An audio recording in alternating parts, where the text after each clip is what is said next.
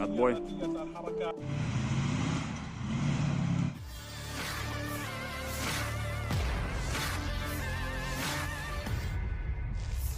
Pukulan kuat artileri Rusia terekam meluncur dan disebut tepat menghantam benteng tentara Ukraina. Namun lokasinya tidak dirincikan dalam narasi unggahan.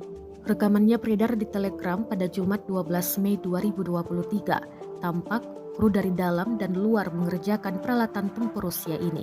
Dalam keterangan unggahan disebutkan, inilah pekerjaan unit artileri Rusia di garis depan distrik militer utara. Serangan diklaim tepat mengenai sasaran dan benteng pasukan Ukraina.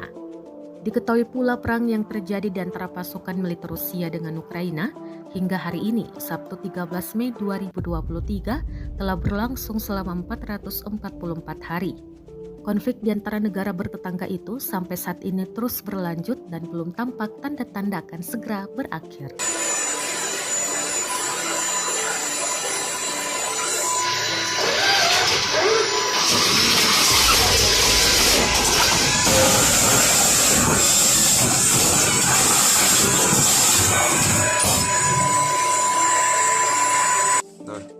Прицел 1111, угломер 3702 наведен. Орудие!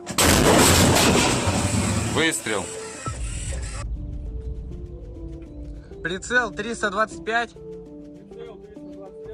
Угломер 48-84.